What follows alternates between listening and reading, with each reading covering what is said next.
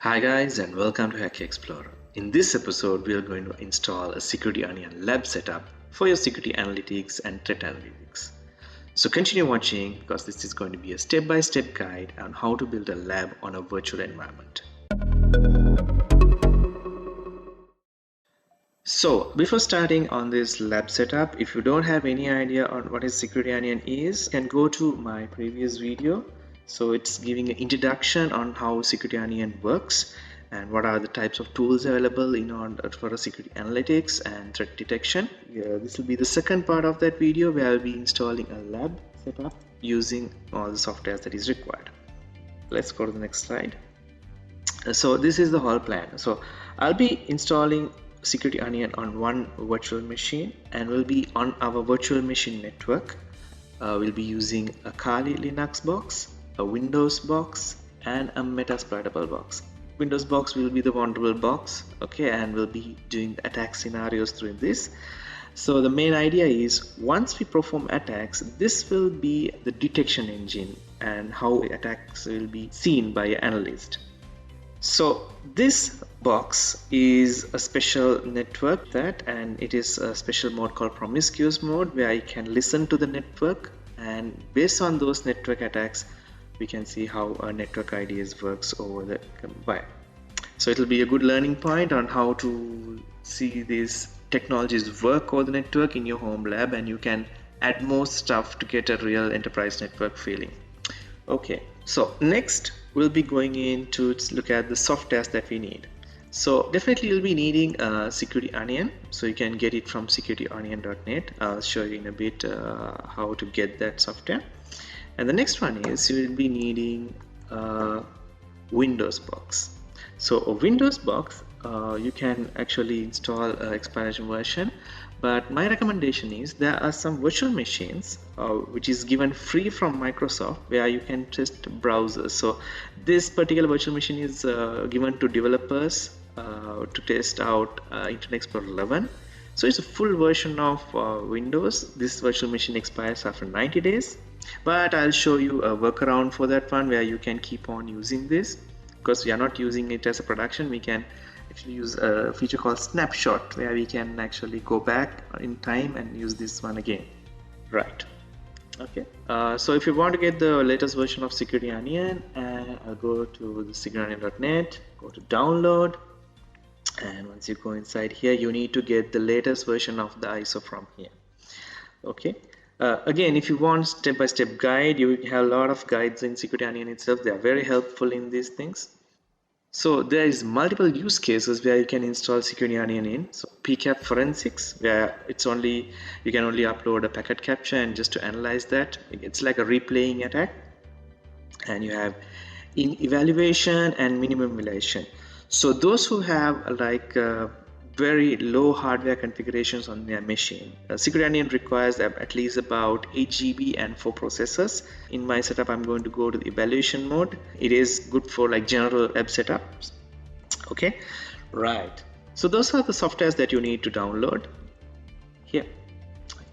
So in my situation, I have downloaded all my virtual stuff, images. So I have Security Onion over here. So let's open VirtualBox. So in VirtualBox, I have already installed my Windows 10 and Kali Linux box.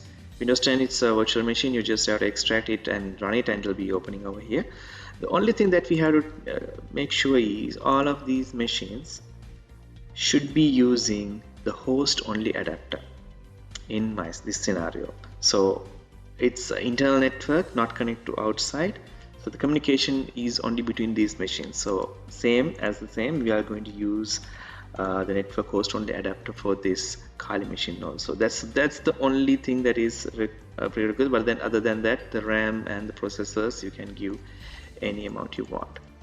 So we have to build a new machine for installing Security Onion. So I'll go to new and I'll give something like Security Onion.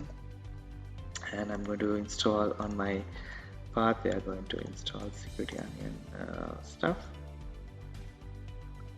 Virtual machine, Security Onion. Okay, select the folder, and this is going to be a Linux and you have to select Ubuntu. It's a 64-bit version we have over here. Okay, click next. So Security Onion requires about 4 GB of memory, and next you're going to create a virtual disk. The recommended size is 10 GB, but remember Security Onion takes about 7 GB, so I'm going to set it something like 20. So this is good for the long run, but if you can give more, it's better. Okay, so create that. Okay, so Security Onion is here.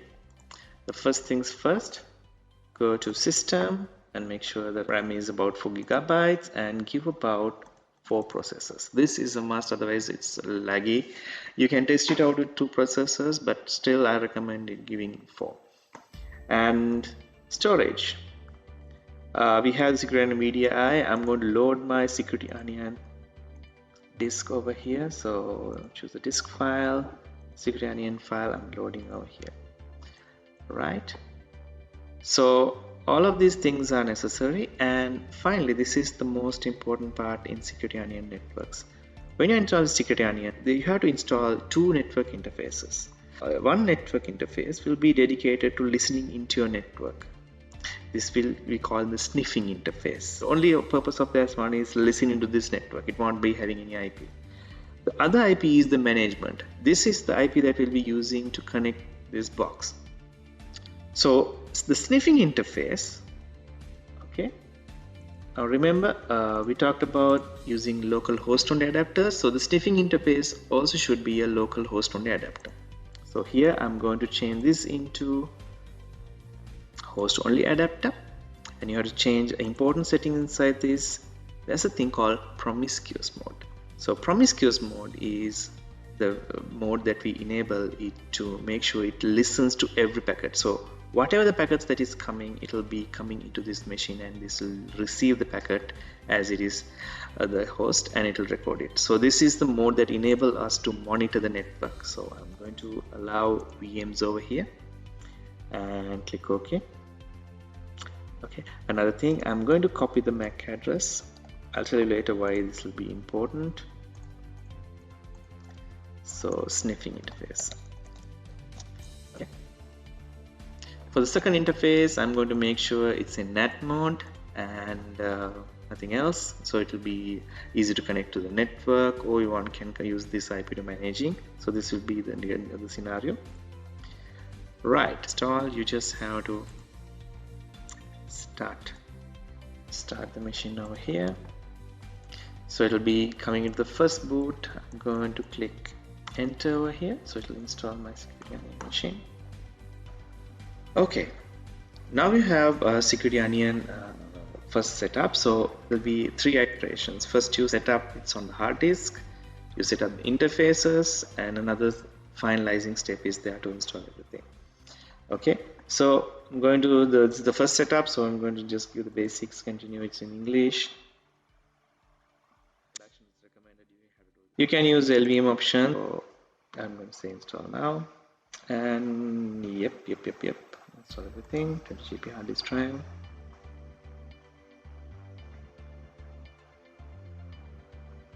So I'm going to select the default one that is coming over here for time and date settings. We can change it to UTC later. So keyboard dining using English. You might have a little bit. And this is the important part. You have to make sure you remember these usernames. So Security Onion will be having one login password and another password for all the applications. So this will be the login password. So I'm going to use something like secadmin, and I'm going to give a password. So it's important over here. That one down and continue.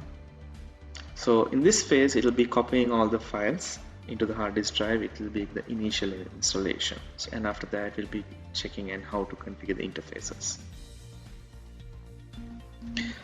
So once the setup is completed, you will be having this message. Okay, I'm going to click on restart now and go to the next phase of the installation. So in the login, I'm going to type secadmin and my password using that I gave.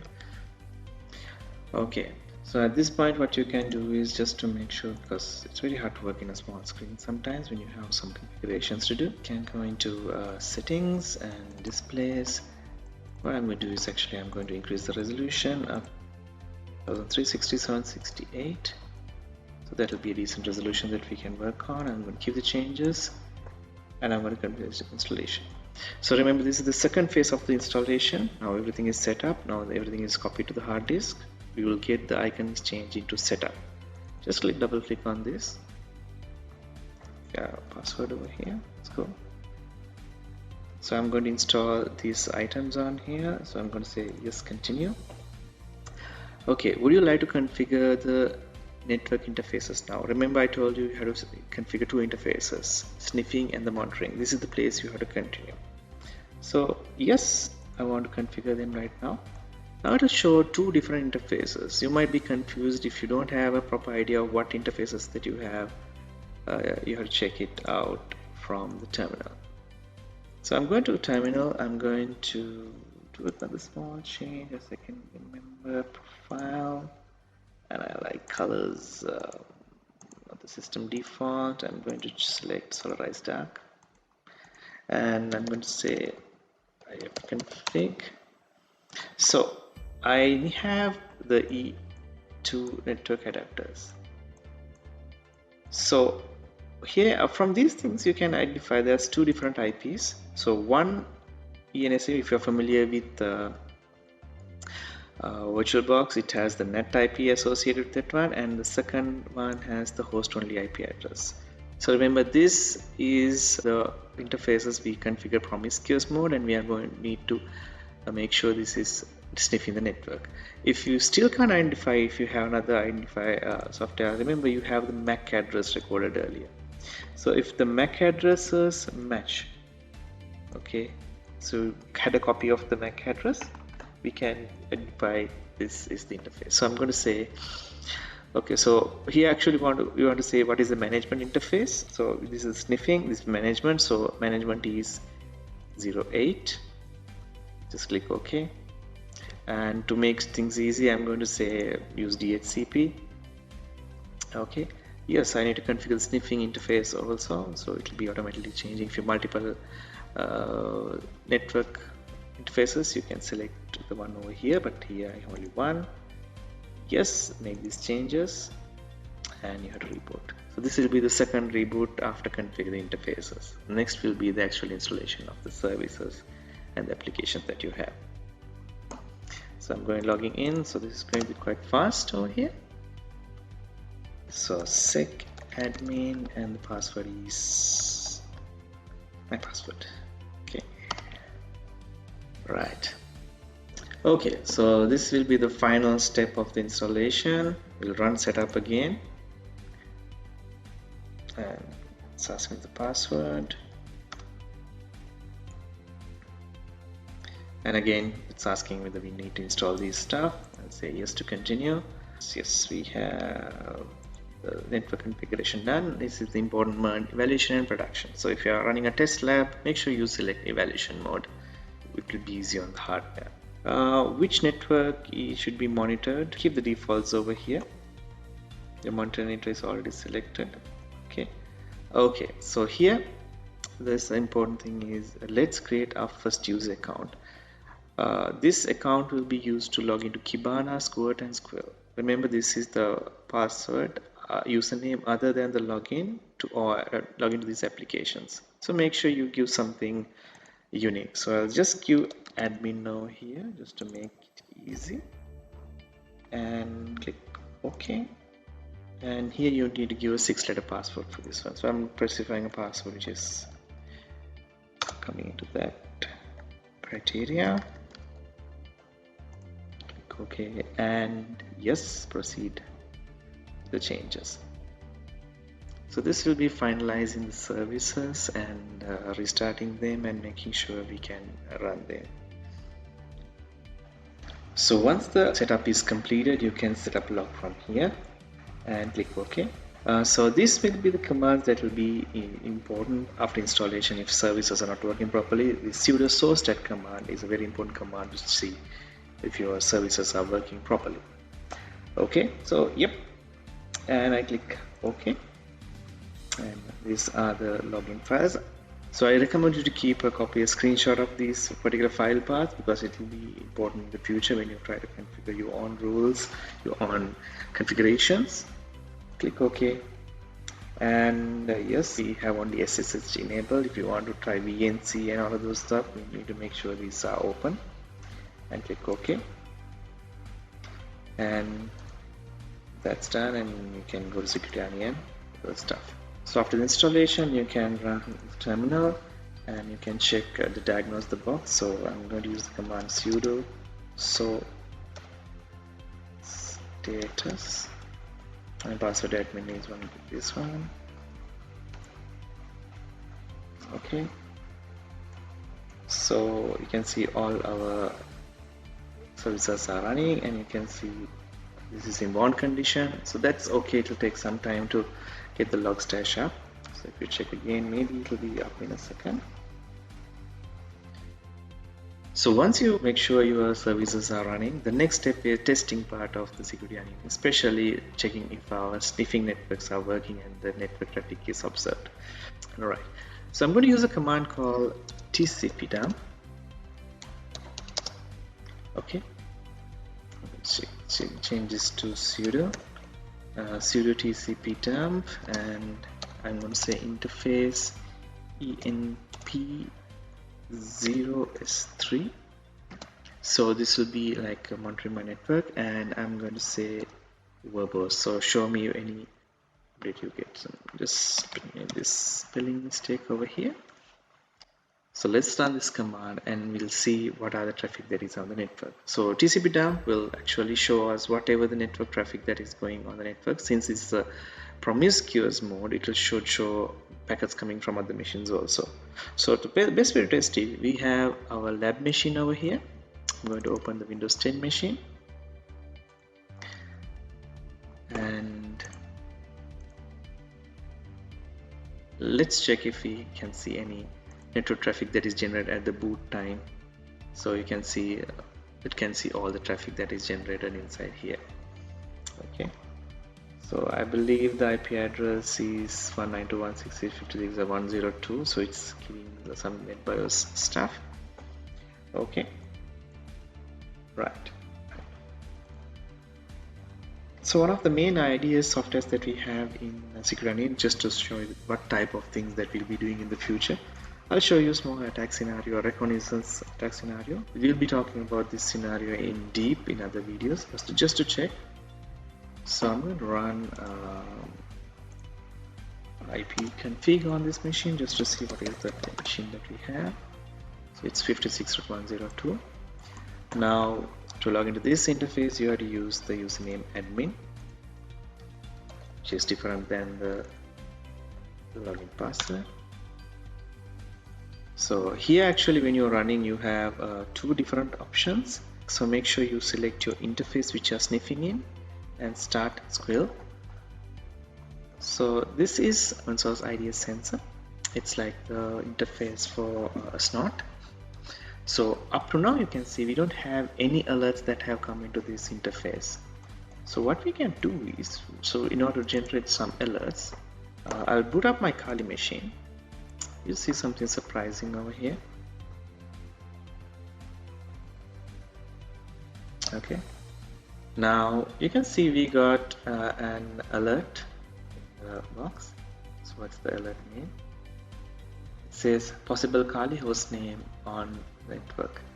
Okay, so Kali Linux, the boot TP packet unique for your Kali Linux. So this is the first alert that we got. There's a Kali Linux that is installed on a network. So now you can see how powerful network related IDS is very important. And I'm going to log into this Kali. Okay, so let's quickly run a scan on the Windows machine. So I'm going to use a simple tool like Nmap to run this scan and to check how we are going to see the alerts. Hope you can see it over here. So Nmap, simple Nmap scan, just to check whether this is triggering our network scan on 192.168.56.102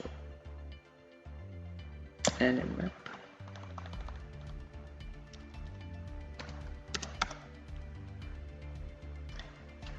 Okay, so it's scanning a network, it's scanning our host machine. I could make it more noisy, like searching the what you can see service version operating system, but this should be enough to trigger some alerts on our network. And you can see we're getting some alerts because now we can see Nmap is actually scanning a lot of packets. It's scanning for the first 1,000 ports, so suspicious inbound, MySQL, VNC scan, all from this source IP, which is, you can see, all related to a scan activity.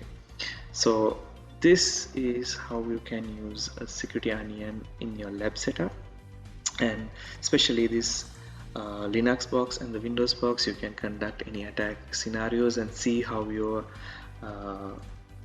IDS or the NIDS is identifying these things. And using Kibana, you can use this as the same tool and just see whether alerts are triggering. And so this is a good way to threat hunt. We'll be using this setup to simulate some attack scenarios and how they are detected by our NIDS, and make sure we can do any fine-tuning and configure additional rules for more detections. So I'll stop the video here. So I hope you enjoyed this video and learned something. So use the comments to make sure if what type of attack scenarios you want to see and what type of events you want to like configure in NIDS. Okay, and we'll see how to continue with this in the future. Thank you very much and hope you enjoyed this video.